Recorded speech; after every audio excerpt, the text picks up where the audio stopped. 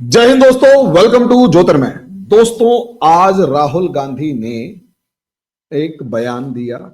और बयान क्या था? राहुल असलियत में कांग्रेस का इंदिरा भवन नाम का एक हेडक्वार्टर बन रहा है।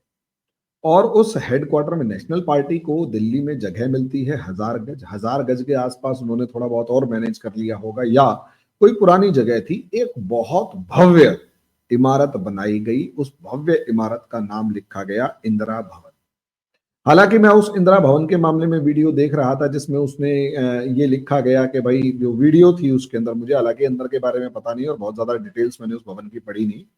उसमें उन्होंने डब्ल्यूसी बनर्जी, व्योमेश चंद्र बनर्जी की फोटो के बारे में जिक्र किया कि पहले प्राइम मिनिस्टर, प्रेसिडेंट, दूसरे प्रेसिडेंट और इन सब की फोटो 260 दुर्लभ फोटो, न जाने क्या क्या कहानियां बता रखी हैं।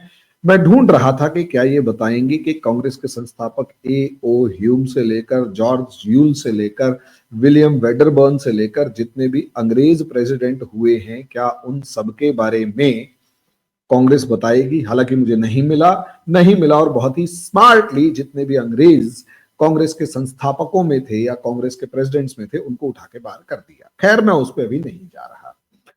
असली बवाल तब शुरू हुआ जब राहुल गांधी ने इस के इनॉग्रेशन के समय पर भाषण दिया। इस भाषण के अंदर उन्होंने असलियत में कांग्रेस के ऑब्जेक्टिव को क्लियर करने की कोशिश करी, और मेरे हिसाब से मौका बिल्कुल ठीक था कि असलियत में ये जो इंदिरा भवन बनाया गया है इसमें क्या है और किस तरीके से इसको मैनेज किया जाना है, किस तरीके से इसको आगे बढ़ाया जाना है, किस तरीके से सारी की सारी सिनारियो, मतलब आगे के ऑब्जेक्टिव्स क्या हैं और किस तरीके से सेंट्रल गवर्नमेंट में सत्ता में दोबारा आना है। अब ऐसे में ऑब्वियस सी बात है, अगर इस तरीके की आइडिया, इस तरीके की बात होगी तो विजन की बात होगी कि भैया हमारा आगे का विजन क्या है।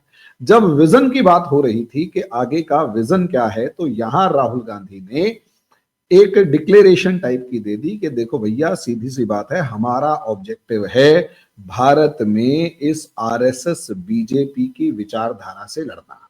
इसमें राहुल गांधी कंपेयर करते हुए भी नजर आते हैं कि देखो भाई, सीधी सी बात यह है कि भारत जो है उसका, हमारा इंडिया, जो कांग्रेस है वो कॉन्स्टिट्यूशन ऑफ इंडिया में भरोसा करती है, भारत के संविधान में भरोसा करती है, भारत राज्यों का एक संघ है उसमें भरोसा करती है, कोई ऊंच नीच नहीं है, भाषाएं सब बराबर हैं, कल्चर सब बराबर है, कम्युनिटी सब बराबर है, सब बराबर हैं, कोई ऊंच नीच नहीं है, भेदभाव नहीं है।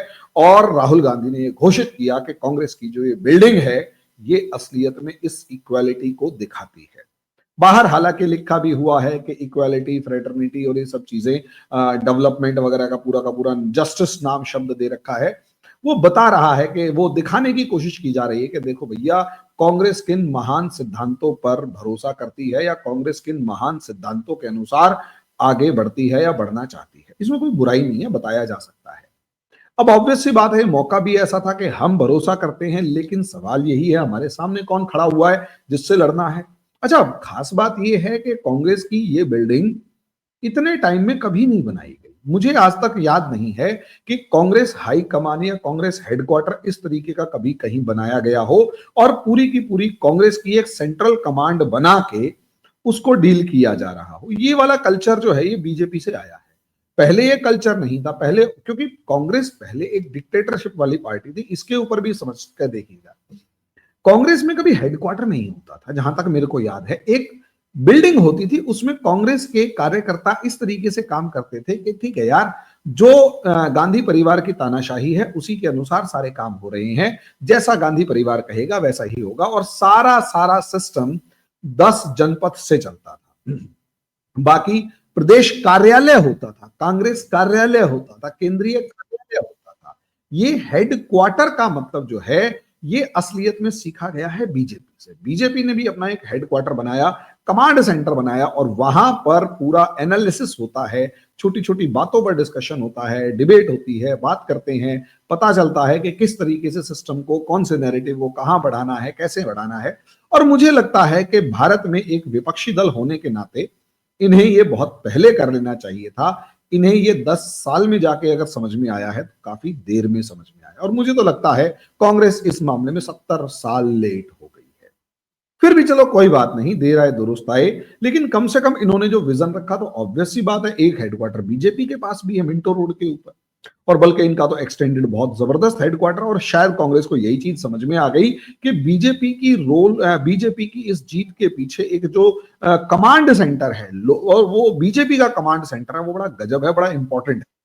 वो जिस तरीके से, ये इंपॉर्टेंट समझिए, वो जिस तरीके से किसी भी चुनाव को मैनेज करते हैं, पूरी की पूरी पार्टी को ऑर्गेनाइज्ड फॉर्म में रखते हैं, वो कहीं ना कहीं चुनावों के अंदर एक मशीनरी की तरह काम करते हैं, बहुत ही प्रैक्टिकली अप्रोच के साथ ग्राउंड लेवल पर होमवर्क करते हैं। ये चीज कांग्रेस को जब समझ में आई तो उन्होंने भी अपना हेडक्वार्टर बनाया कि हम भी ऐसे ही काम करेंगे। तो उसमें उन्होंने डिक्लेयर्ड फॉर्म में कह दिया कि हमारी जो लड़ाई है वो असलियत में, यहां राहुल गांधी गलती कर जाते हैं। वो कहते हैं हमारी लड़ाई भी आरएसएस और बीजेपी के आइडिया से, कि हमारी लड़ाई असलियत में जो सामने है वो आइडिया ऑफ आरएसएस से। आरएसएस का आइडिया के बारे में बताया कि सेंट्रलाइज्ड नॉलेज, अब ज्ञान जो है बहुत ज्यादा केंद्रित, मुझे अब तक समझ में नहीं आया कैसे, लेकिन अंडरस्टैंडिंग उनकी सूझबूझ हमारी सूझबूझ से अलग है। मोहन भागवत जी के बारे में कहा।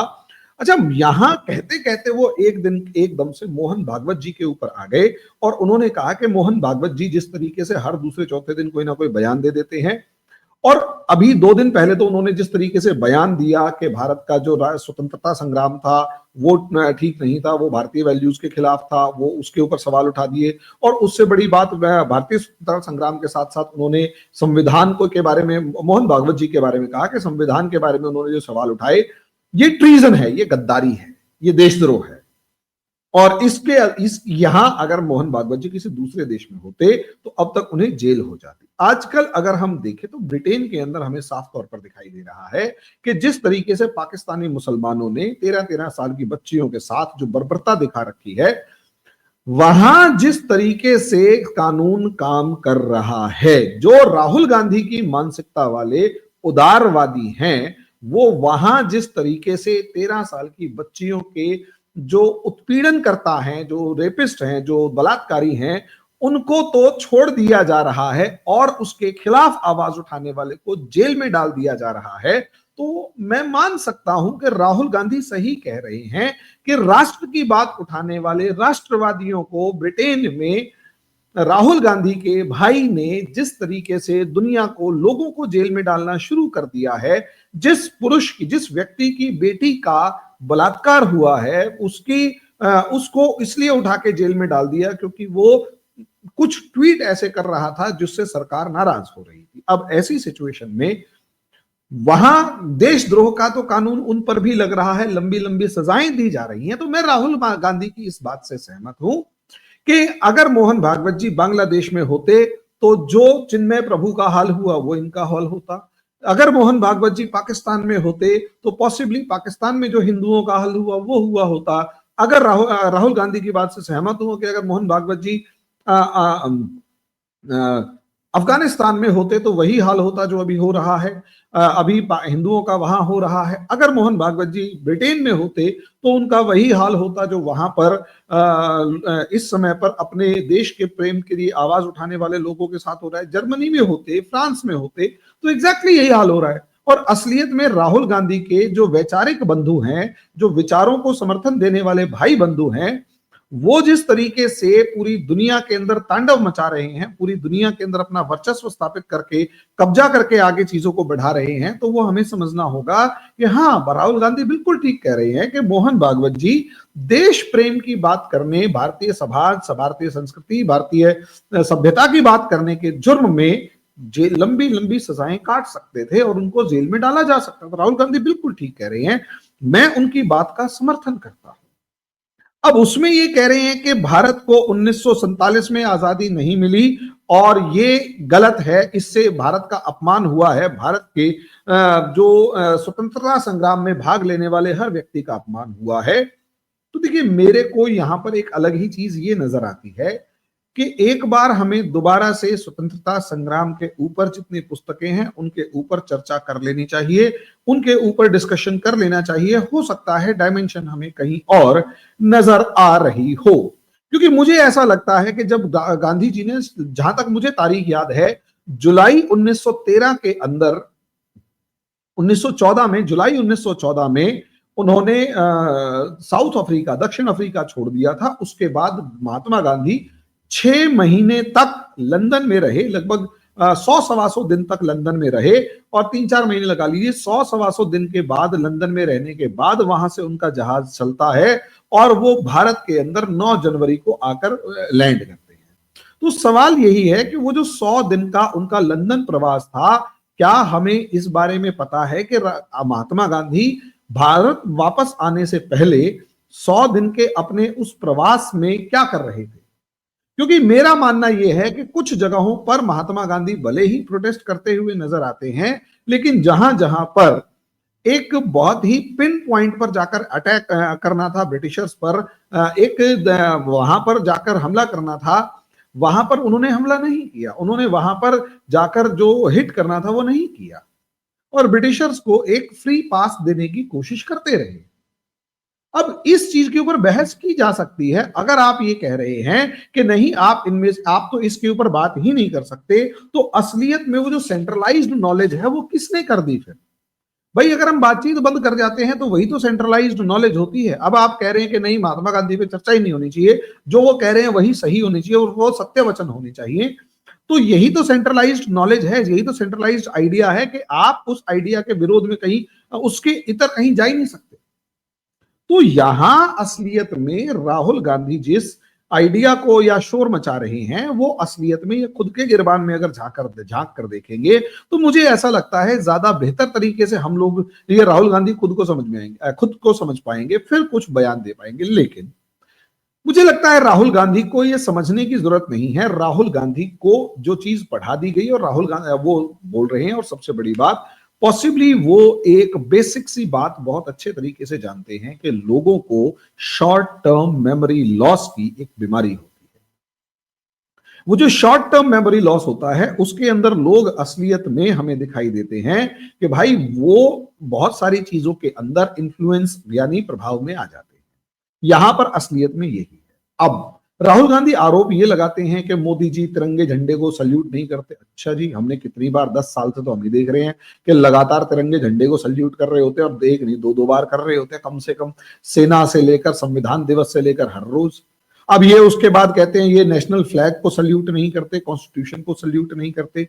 मुझे ये समझ में नहीं आता, जब ये ट्राई कलर बोलते हैं तो कांग्रेस का जो झंडा है वो भी तो ट्राई कलर है भाई, उसमें 3 रंग है तो ट्राई कलर है।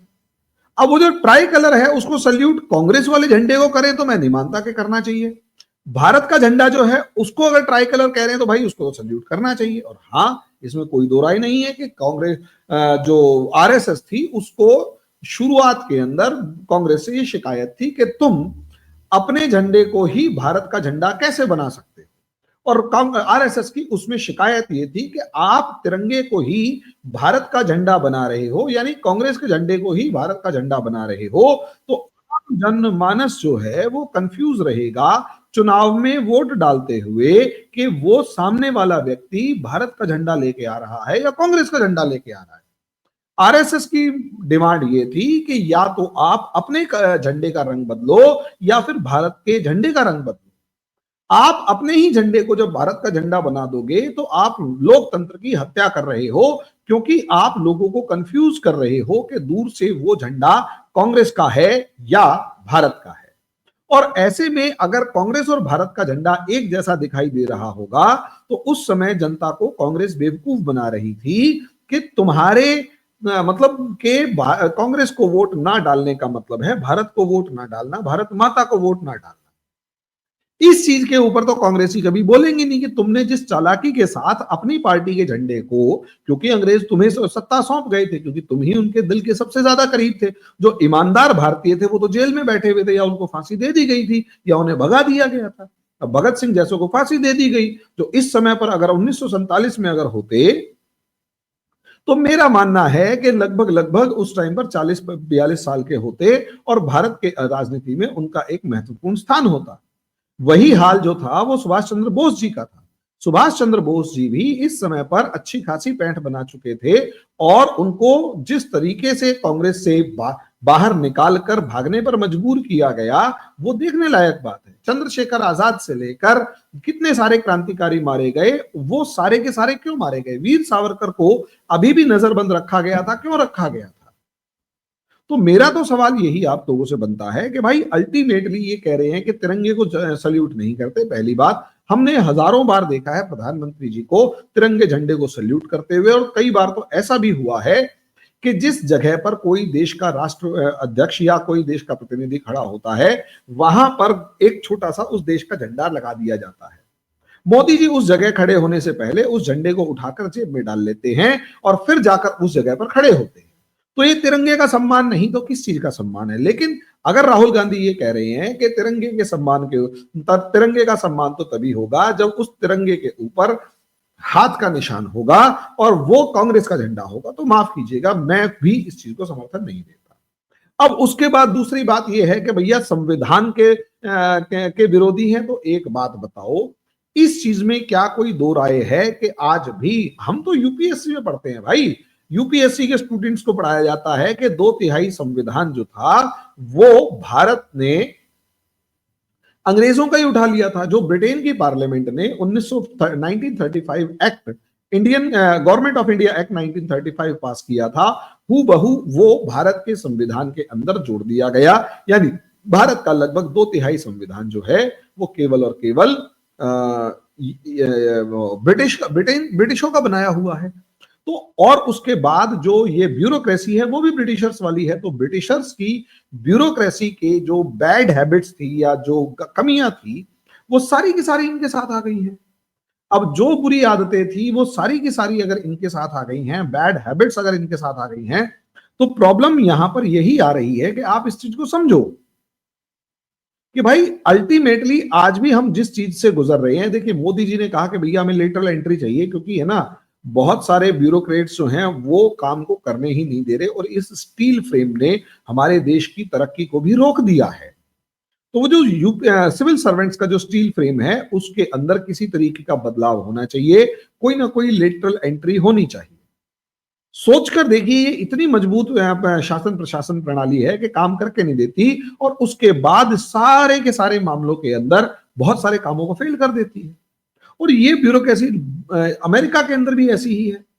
अभी एक सर्वे हुआ था जिसके अंदर जितने जो ऑफिसर्स थे जिन्होंने ट्रंप की जगह हैरिस को वोट दिया था, ज्यादातर गवर्नमेंट सर्वेंट्स हैरिस को वोट देते हैं, तो उन्होंने वो मतलब डेमोक्रेट्स को वोट देते हैं, तो जिन्होंने डेमोक्रेट्स को यानी कमला हैरिस को वोट दिया था, उनसे पूछा गया कि क्या आप ट्रंप के साथ कॉपरेट करेंगे, तो उसने साफ कह दिया, उनमें से 85% ने साफ कह दिया, हम ट्रंप के हर काम को रोकेंगे, हम नहीं होने देंगे, अमेरिका जाओ भाड़ में, हम नहीं होने देंगे।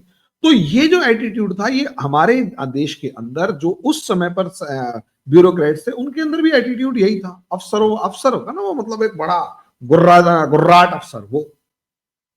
अब ये कह रहे हैं कि संविधान बीजेपी खा जाती है। अभी थोड़े दिन पहले फजीयत करवा के आए हैं बीजेपी ने, जब धज्जियां उड़ाई के इमरजेंसी में क्या किया था और क्या नहीं। लेकिन ये एक फैक्ट है कि जो जिसकी उतर जाए लोई उसका क्या करेगा कोई वाला कंसेप्ट समझिए कि भैया एक आदमी की लोई उतर गई तो करेगा क्या कोई, ये फैक्ट है। ठीक है, अब इसमें अगर हम देखते हैं कि अगर लोई उतर गई तो क्या करेगा कोई वाली सिनारियो अगर आप देखते हैं, तो आपको एक चीज अच्छे तरीके से समझ में आ जाती है, और वो ये है, अच्छे तरीके से जो चीज समझ में आती है उसमें ये चीज समझ में आएगी कि भाई राहुल गांधी के ऊपर जितना मर्जी संविधान, बीजेपी जितना मर्जी सिद्ध करने की कोशिश करती रहे कि हमने नहीं, तुमने संविधान तोड़ा, लेकिन राहुल गांधी को किसी ने एक बात समझा दी है कि इतना झूठ बोलो, इतनी झूठ बोलो, इतनी झूठ बोलो, और जनता के सामने जोर जोर से बोलो कि बीजेपी वाले सफाई देते देते मर जाए। तो हम और बहुत सारे हमारे जैसे लोग तो समझ जाते हैं कि कांग्रेस जो है वो झूठ बोल रही है, लेकिन जो आम जनता है वो अगर मोदी का भाषण नहीं सुन रही और राहुल गांधी की शिकायतें सुन रही है कि कांग्रेस का संविधान खा जाएंगे, संविधान खा जाएंगे, तो वो तो मानना शुरू कर चुके हैं कि हाँ जी बीजेपी वाले संविधान खाने पर तुले हुए, संविधान को खत्म करने पर तुले हुए। अब ऐसी सिचुएशन के अंदर फिर आरोप लगाना कि आरएसएस चाहती है कि पूरा देश जो है वो एक आदमी चलाए, एक आदमी चलाए, और दलितों की अल्पसंख्यकों की और पिछड़ा वर्ग की जो आवाज है उसे दबा दिया जाए। मुझे ये समझ में नहीं आता कि ये कैसे होता है, लेकिन चलो ठीक है कि एक आदमी, लेकिन राहुल गांधी से कोई पूछने वाला हो, भैया तुम अपने पार्टी के अंदर तुम्हारे अलावा तुम 3 माँ बेटे हो, तुम 3 माँ बेटे के अलावा राहुल भैया तुमने जीजा जी को भी टिकट नहीं दे रखी, वो भी तो मांग रहे थे अमेठी से, उनको भी टिकट नहीं दी। तो ऐसे में जब तुम अपने जीजा जी तक को घुसने नहीं दे रहे, बाकी तो कोई भूल ही जाओ। और जब तक कोई ये ना कह दे कि मैं सोनिया गांधी की कृपा से ही जो कुछ हूं वो सोनिया गांधी की कृपा से ही हूं, अगर वो ये ना कह दे, तब तक उसका कांग्रेस अध्यक्ष पद तो छोड़ो, किसी छोटे मोटे पद पर भी रह पाना बड़ा मुश्किल काम होता है। अब ऐसे में मुझे एक बात बता दीजिए कि औकात क्या रह जाती है बाकी की। तो आप जिस वन मैन की बात कर रहे हो वो आप वन फैमिली हैं, आपके अलावा कौन है मुझे ये बताओ। वहां कम से कम मोहन भागवत जी के बाद कौन आएगा ये नहीं पता ना, मोदी जी के बाद कौन आएगा ये नहीं पता, और मोदी जी के बाद जो भी आएगा कम से कम वो मोदी जी का ब्लड रिलेटिव नहीं होगा, और मोहन भागवत जी के बाद जो भी आएगा वो मोहन भागवत जी का ब्लड रिलेटिव नहीं होगा, और दोनों जब आपस में आएंगे तो ये दोनों एक दूसरे के ब्लड रिलेटिव नहीं होंगे, ये पक्की बात है। अब ऐसी सिचुएशन में मैं आपसे सिंपली एक बात पूछने की कोशिश कर रहा हूं कि भैया एक चीज बता दो, सिर्फ एक चीज बता दो, और वो ये एक चीज है कि भाई तुम किस बिहाफ पर ये आरोप लगाते हो कि ये वन मैन शो है, वन मैन है, और अगर वन मैन होता तो भैया ये पूरा का पूरा एनडीए चल कैसे रहा था। खैर कोई बात नहीं, लेकिन यहां राहुल गांधी जो हैं उन्होंने अपना फ्यूचर प्लान बता दिया, उन्होंने बता दिया कि इंडिया गठबंधन टूटने वाला है, उन्होंने साफ कह दिया कि no other party in this country can stop him. यानी राहुल गांधी ने मान लिया कि केवल मैं ही हूं, मेरे अलावा कोई भी दूसरी पार्टी ऐसी नहीं है जो मोदी को रोक सके। The only party that can stop him is the Congress, यानी केवल और केवल कांग्रेस ही है जो मोदी को रोक सकती है। यानी कि इन्होंने अपने दफ्तर में खड़े होकर अपने फ्यूचर प्लान्स के बारे में स्पष्ट तौर पे बता दिया कि भैया इसके अलावा कोई दूसरा नहीं है। ठीक है, अब उसके बाद ये बड़ी झूठ भी सरकारें क्या कह रहे हैं कि भैया Congress is an ideological party. मुझे समझ में नहीं आता कांग्रेस की आइडियोलॉजी सोनिया गांधी के अध्यक्ष बनने के बाद है कौन सी है, लेकिन वही वाली बात है कि अच्छा उसके बाद ये कहते हैं कि आरएसएस से 1000 साल तक लड़ेंगे। ठीक है भैया, 1000 साल तक लड़ोगे, ये कह रहे हैं हजारों साल पुरानी पार्टी। मुझे ये समझ में नहीं आ रहा राहुल गांधी अफीम पी के ज्यादा अफीम पी ली थी क्या, कि कांग्रेस को खुद मानते हैं कि 125 साल पुरानी पार्टी है, सबसे पुरानी पार्टी है, लेकिन इसे हजारों साल पुरानी कहां से कह दिया कांग्रेस की विचारधारा को।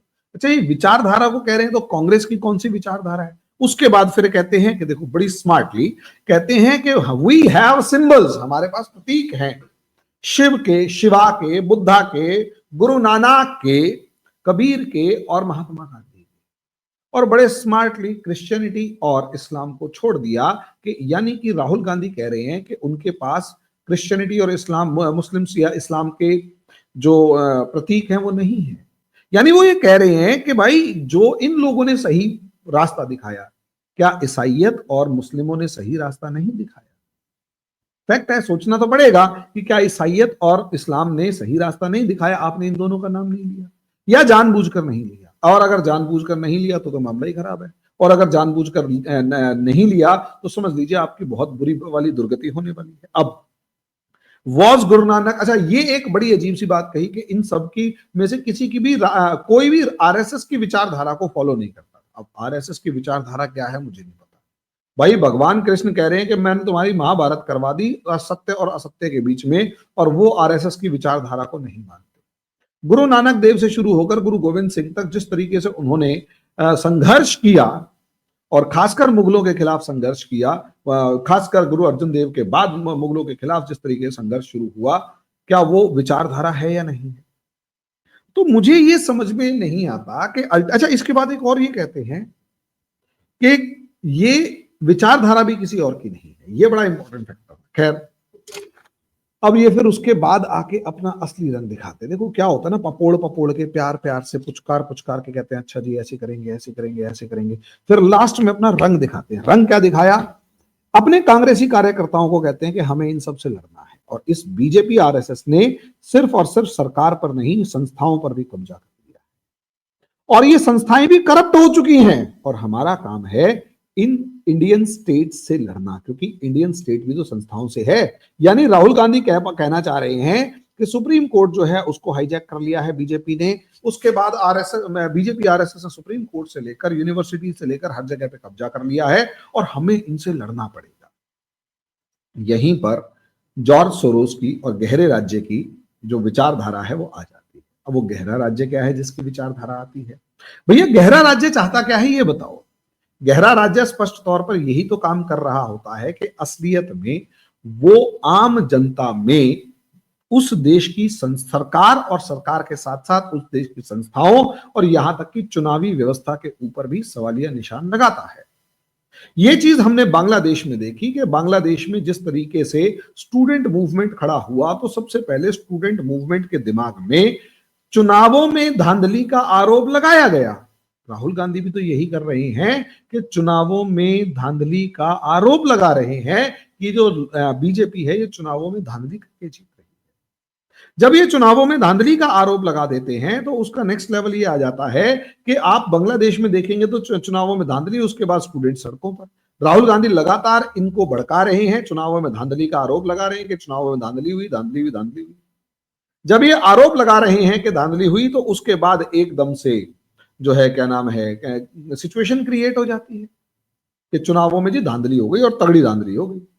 और जैसे ही चुनावों में धांधली की बात की जाती है यहां से लोगों के दिमाग में गुस्सा पैदा कर दिया जाता है। राहुल गांधी जाते जाते कह तो गए कि महाराष्ट्र इलेक्शन में 1 करोड़ वोटर थे, उसका डाटा हमारे को नहीं दिया। इलेक्शन कमीशन कहता जाके वोट उससे निकाल ले, हम ही तेरे को पर्चियां लिख लिख के देंगे क्या?